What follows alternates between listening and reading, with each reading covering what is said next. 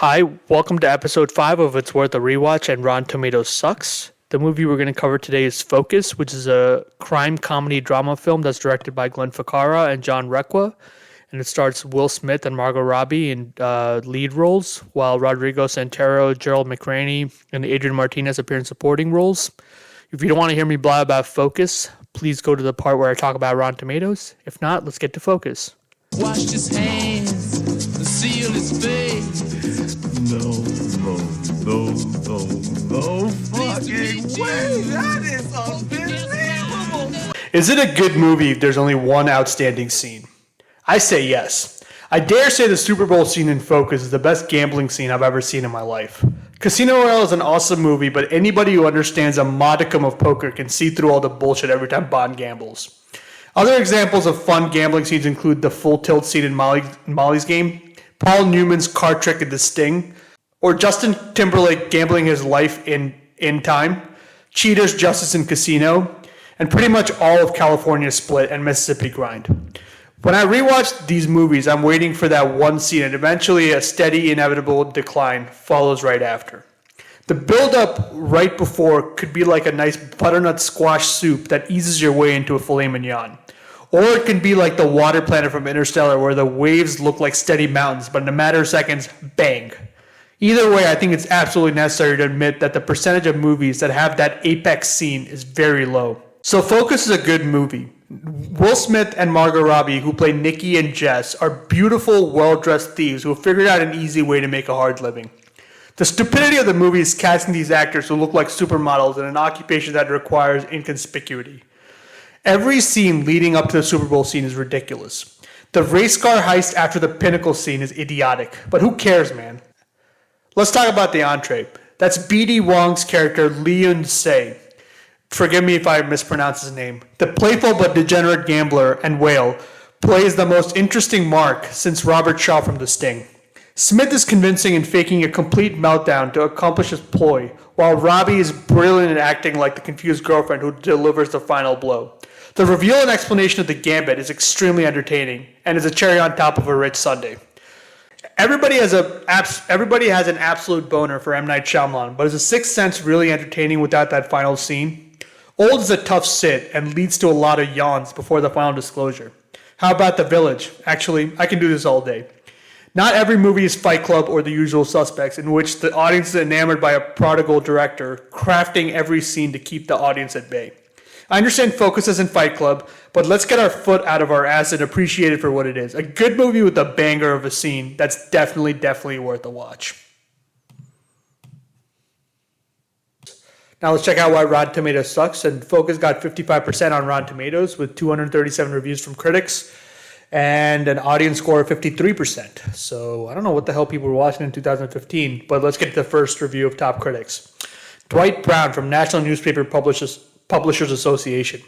Focus is a bit too slick but engaging nonetheless. Excellent review. Great.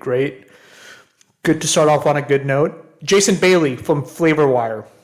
It reminds us why he became a star in the first place and provides a glimpse of where he might go from here. Man, that did not end well. That comment has not aged well.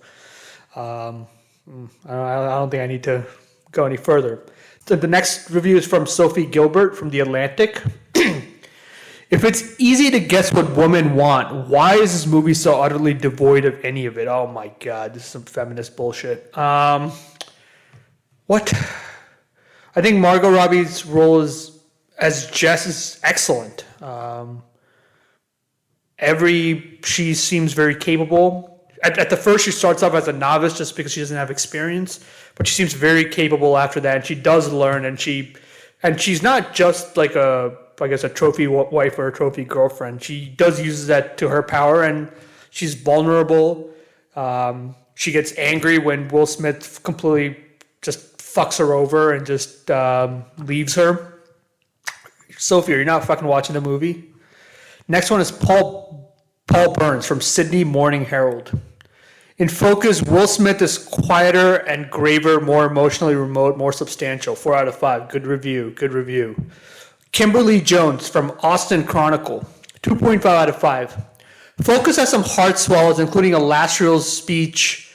So inessential, it's comical, but it's also got a unique syncopation about it that's admirable. It's not entirely effective. I don't even know what syncopation means. Let's see.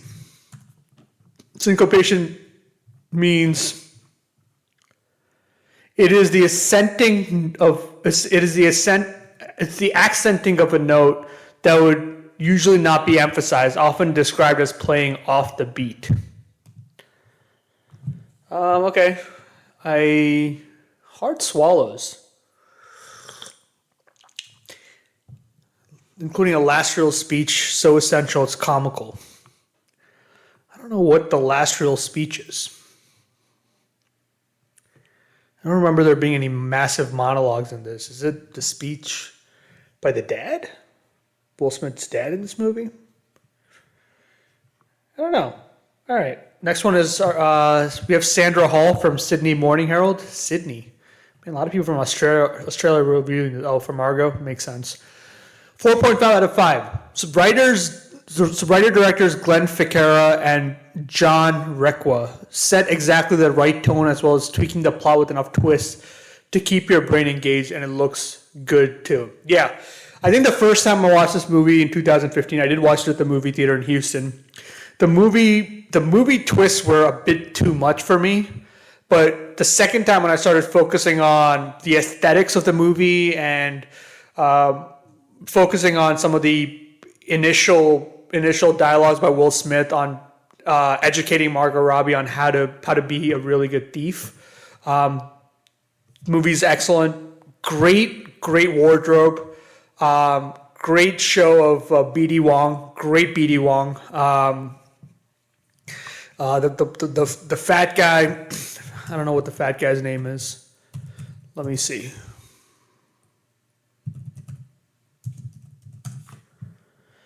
His name is Adrian Martinez. Excellent Adrian Martinez. He's really, really good. So knowing what to focus on is extremely important. Next one is we have Scott Tobias from The Dissolve. The Dissolve. Nice. 3.5 out of 5. Focuses about the sensation of having your wallet lifted by a pickpocket with nimble fingers, and it's skilled enough to earn the viewer's emptier billfold. Excellent. Great. Man, that's really creative. Thank you, Scott. The next one is Richard Brody from The New Yorker. That sound you hear is the high fives in the writer's room, and that, unfortunately, is where the filmmaker's focus remains. I think Richard Brody's talking about all the twists in the movies, and the writers. It's a writer's treat. I would agree with that, but what's so wrong about that? I maybe it's a bit excessive, but still a solid movie. Next one is Mark Kermode from Observer UK. Can they trust each other? Of course not. Do we care? Not really. I think we fucking care. This is great chemistry. Of course, at the end, we need to be convinced that they're going to end up together. Spoiler alert. And I think there needs to be enough friction to the fire. Sorry for the cliche, but I think it's extremely important that it's the cliche aspects of this movie are entertaining enough and engaging enough that at the end, when they do get together, it's we really do care. Next one is Wesley Morris. I love Wesley Morris from Grantland. For Smith, focus isn't a full return to brilliance, but a welcome stop, hopefully on the way there. That's fair, Wesley. Unfortunately, his career took a dip for off-the-court reasons. Next is Lisa Kennedy from Denver Post. 2.5 out of 4. It's a shining, diverting ride, and right about now, that's okay. Okay, I don't need to review that. Next one is Mara Reinstein, U.S. Weekly. Perhaps the film's greatest trick is the one that happens off-screen. Hours after the end credits roll, it will completely disappear from your mind. I love this review. This is a positive review. And yes, you're refreshed by the end of the movie. Oh, that was a good watch. That was fun. That was fun. Had a good time at 5 o'clock, 6 o'clock, 7 o'clock. And you're good to go, and you're back to life. Next one is Peter Rayner. Oh my God. Christian Science Monitor. C+. I knew this guy's going to be critical when it is, he's working for Christian Science Monitor. This is the kind of movie where we're not supposed to know at any time who's playing whom, but since the characterizations are glossy and paper thin, it's difficult to get worked up about who gets fleeced. There isn't supposed to be a lot of depiction about character development. I think this, that's not what the directors or the writer is concerned about. This is just about the flashy aspects of thievery and making it look as much of an attractive commodity as it possibly can to the audience. So yes, it's glossy, and yes, the characterizations are paper thin, but who gives a shit? It's fucking awesome to watch. Next one is Richard Lawson from Vanity Fair. Sure, the closer you get, the more it has a cubic zirconia feel. Costume jewelry instead of the real thing, but hey, it's a plenty breezy diversion here in the latter days of this unseemingly unending winter. I actually do not know what that means.